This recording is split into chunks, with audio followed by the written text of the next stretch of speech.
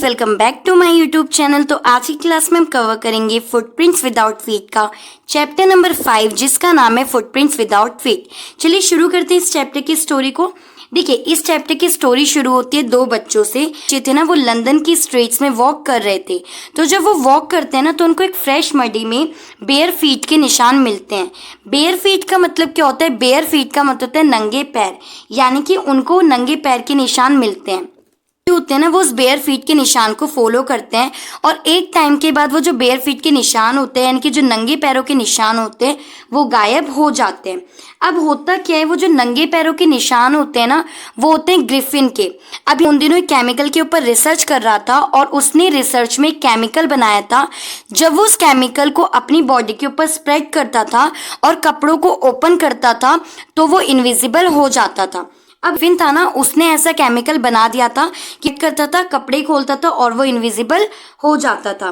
तो इससे पहले उसने क्या करा था इनविजिबल होके, क्योंकि अब वो इनविजिबल हो चुका था और वो कुछ भी कर सकता था। और जो ग्रिफिन था ना, वो लॉफुल पर्सन था, यानी कि वो किसी भी नियम कानून को और लॉ को नहीं मानता था। अब हुआ क्या था, उसने ना सबसे पहले इनविजिबल होके अपनी लैंड लेडी के घर को जला दिया था। क्योंकि होता क्या था, रेंट इश्यूज की वजह से उसकी आर्ग्यूमेंट्स होती रहती थी लैंड लेडी के साथ। तो इसका रिवेंज लेने के लिए उसने इनविजिबल होके उस घर को जला दिया था। अब घर उसने जला दिया था और वो जो समय था वो था मिड विंटर का। होता क्या है, जो यूके और कनाडाज होते हैं ना, वहाँ पे बहुत ज़्यादा ठंड पड़ती है, मतलब वहाँ पे नॉर्मल डेज में भी ठंड पड़ती है। तो उस समय तो मिड विंटर का टाइम था और उसके पास अब घर था नहीं रहने के लिए, क्योंकि उसने वो घर ऑलरेडी जला दिया था। तो वो क्या करता है, वो एक बिग स्टोर के अंदर चला जाता है, क्योंकि वो इनविजिबल था और कोई भी उसको देख नहीं सकता था। अब क्या होता है, वो वहां पे जाने के बाद खाना खाता है, जैसे मीट फिशेस वगैरह खाता है और बहुत सारी ड्रेसेस को भी वो ट्राई करता है। मिड विंटर का टाइम होता है और काफी ज्यादा ठंड होती है, इसकी वजह से जो ग्रिफिन होता है ना, वो कपड़े पहन के ही सो जाता है। और नेक्स्ट मॉर्निंग को जब उस मॉल के असिस्टेंट्स आते हैं तो वो उसको पकड़ने की कोशिश करते हैं, लेकिन जब वो उसको पकड़ते हैं तो ग्रिफिन वहां से भाग जाता है और धीरे करके वो एक एक कपड़ा उतारता जाता है। जैसे जैसे वो कपड़ा उतारता है वैसे वैसे वो इनविजिबल होता जाता है। उसके बाद क्या होता है, वो वहां से भाग जाता है और वो उन असिस्टेंट्स के हाथ नहीं आता। उसके बाद वो जाता है एक थेरेटिकल कंपनी में और वहां पे जाके अपने आप को बैंडेज से कवर कर लेता है, यानी कि अपने पूरे फेस को वो बैंडेज से कवर कर लेता है और डार्क ग्लासेस वगैरह पहन लेता है और एक फॉल्स नोज लगा लेता है। उसके बाद क्या होता है, वो जाता है एक विलेज की तरफ, क्योंकि अब उसको लगता है कि इस सिटी में तो अब वो रह नहीं पाएगा, क्योंकि ना ही उसके पास कोई घर होता है रहने के लिए और ना ही वो किसी मॉल्स वगैरह में जाता है। तो वो सिंपली अब चला जाता है ट्रेन से एक विलेज की तरफ। जब वो विलेज चला जाता है ना, तो वो वहां पे एक इन में रहता है। इनका मतलब एक छोटा सा घर ही होता है। तो वो जो घर होता है ना, उसकी लैंड लेडी का नाम होता है हॉल, मिसेस हॉल, और उस बेंड होते हैं वो होते हैं क्लर्गी। क्लर्गी यानी कि जो चर्च वगैरह में फादर्स होते हैं ना, वो।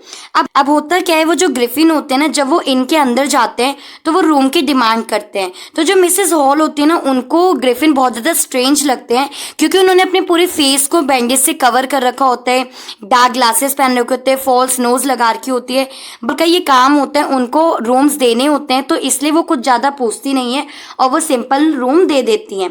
अब होता क्या है, ग्रिफिन मिसेस हॉल को बताते हैं कि मेरा एक्सीडेंट हो गया था, इसलिए मैंने पूरा बैंडेज लगा रखा है, मैं रूम में जा रहा हूँ और आप मुझे रूम में डिस्टर्ब मत करना। अब ग्रिफिन थेरेटिकल कंपनी में जाते हैं ना, यानी कि जहाँ पर वो बैंडेज वगैरह से अपने आप को कवर करते हैं, वहां पे वो चोरी भी कर लेते हैं, क्योंकि वो इनविजिबल होते हैं।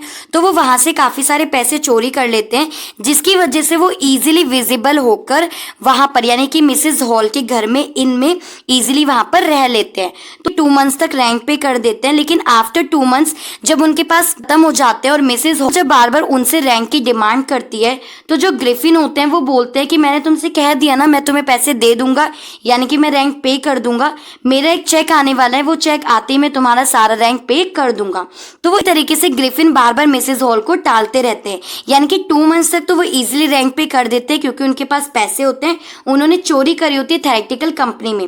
लेकिन आफ्टर 2 मंथ्स के बाद जब उनके पास सारे पैसे खत्म हो जाते हैं, तो वो मिसेस हॉल को बार बार टालते रहते हैं, ये कहकर कि मेरा अभी चेक आने वाला है और चेक आते ही मैं तुम्हारा सारा पे कर दूंगा, यानी कि तुम्हारा सारा रेंट पे कर दूंगा। फिन होते हैं ना, वो उन्हीं के घर में, यानी कि मिसेस हॉल के घर में चोरी कर लेते हैं इनविजिबल होके। क्योंकि होता क्या है, ग्रिफिन को पैसों की डिमांड होती है और उनकी बार बार आर्ग्यूमेंट्स हो रही होती है मिसेस हॉल के साथ। तो वो क्या करते हैं, मिसेस हॉल के घर में, जिनके हस्बैंड का नाम होता है क्लर्की, वो उन्हीं के घर में चोरी कर लेते हैं इनविजिबल होके। अब में क्या होता है, मिसेस हॉल और उनके जो हस्बैंड होते हैं क्लर्की, वो ग्रिफिन के रूम में घुसते हैं। क्योंकि क्या होता है, ग्रिफिन जो होता है ना, वो बहुत ज्यादा स्ट्रेंज लगता है मिसेस हॉल को। तो उसके बाद उनको उस पर डाउट तो होता है, लेकिन वो रैंक पे कर रहा होता है, जिसकी वजह से वो उनकी हर एक्टिविटी को इग्नोर करती है। लेकिन बाद में उनकी आर्ग्यूमेंट्स होने लग जाते हैं, इस वजह से वो उनके रूम में घुसते हैं और देखते हैं कि मैं हो क्या रहा है। क्योंकि होता क्या है, जब ग्रिफिन मिसेस हॉल के रूम में चोरी कर रहे होते हैं ना, तो ड्रॉर खोलने की आवाज वगैरह आती है। तो मिसेस हॉल और जो उनके हस्बैंड होते हैं क्लर्की, वो जब तो वो देखते कि वहां पर कोई भी नहीं है, तो वो ये देख के ना डर जाते हैं और वो तुरंत जाते हैं ग्रिफिन के रूम में। क्योंकि क्या होता है, जो ग्रिफिन होता है वो इनविजिबल तो होता है, लेकिन वो जो भी एक्टिविटी करता है ना, वो चीज शो होती है। तो क्या होता है, जब वो उसके रूम में जाते हैं, यानी कि ग्रिफिन के रूम में जाते हैं, तो वो देखते हैं कि ग्रिफिन का रूम ना पूरा बिखरा पड़ा है, बैंडेज साइड में पड़ी हुई है, उसका पूरा बैग वगैरह खुला हुआ है और हर चीज इधर उधर पड़ी। एकदम से ग्रिफिन की आवाज आती है और ग्रिफिन कहता है कि यहाँ से निकलो। तो वो दोनों डर जाते हैं और उनको लगता है कि शायद कोई भूत है, मतलब उनको लगता है कि ग्रिफिन शायद कोई भूत है। उसके बाद वो है और क्लर्की के सिर पे हिट कर देता है और उनको एकदम से बाहर भगा देता है और डोर को बंद कर देता है। तो इस इंसिडेंट के बाद क्लर्की और जो उसकी वाइफ होती है मिसेस हॉल, वो बहुत ज्यादा डर जाती है और वो अपने नेबर वगैरह को बताती है। तो जो उनके नेबर्स होते हैं वो बोलते हैं कि जरूर ये कोई काली शक्ति है, तुम्हारे घर में कोई काली शक्ति आई है और ये सब वही हो रहा है। तो वो बहुत ज्यादा डर जाती है और उससे वो वहां पे लोकल कांस्टेबल को कांटेक्ट करती है, जिसका नाम होता है जॉफर, और वो उसको सारा इंसिडेंट बता देती है। अब क्या होता है, वो जो लोकल कांस्टेबल होते हैं यानी कि जॉफर, वो आता है और वो उस रूम में जाता है, यानी कि ग्रिफिन के रूम में जाता है। अब ग्रिफिन तो वहां पर इनविजिबल था, तो ग्रिफिन चेयर के ऊपर बैठा होता है और ग्रिफिन जो था ना, वो बहुत ज्यादा एंगर पर्सन था, यानी कि उसको बहुत जल्दी गुस्सा आ जाता था। तो वो जब देखता है कि उसके रूम में सब लोग आ गए हैं, क्योंकि क्या होता है, जो मिसेस हॉल और क्लर्की होते हैं वो तो आते ही हैं, उसी के साथ साथ जॉफर भी आ जाता है और पीछे पीछे जो बाकी के नेबर्स होते हैं ना, वो भी वहां पर आ जाते हैं। तो ये सब देख के ना ग्रिफिन को बहुत ज्यादा गुस्सा आ जाता है और ग्रिफिन बोलता है कि मैंने तुमसे कहा था ना कि मेरे रूम में कोई नहीं आना चाहिए, तुम सबको लेकर आ गए, अब अच्छा नहीं होगा। तो जॉफर बोलता है कि तुम बाकी सबको डरा सकते हो, मुझे नहीं डरा सकते, मैं तुम्हें अरेस्ट करके ही रहूंगा।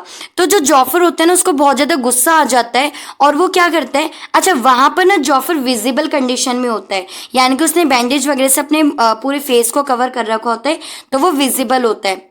अब जो ग्रिफिन होता है उसको बहुत ज्यादा गुस्सा आ जाता है और वो अपने फेस से बैंडेज को हटा देता है। जब वो अपने फेस से बैंडेज को हटा देता है, तो जो उसका फेस होता है वो इनविजिबल हो जाता है और बाकी पूरा पार्ट उसका विजिबल होता है।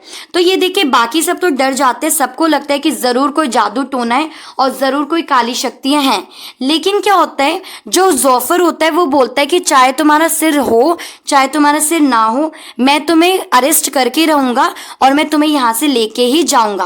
अब ग्रिफिन को बहुत ज्यादा गुस्सा आ जाता है और वो पूरे कपड़ों को हटा देता है और वो पूरा इनविजिबल हो जाता है।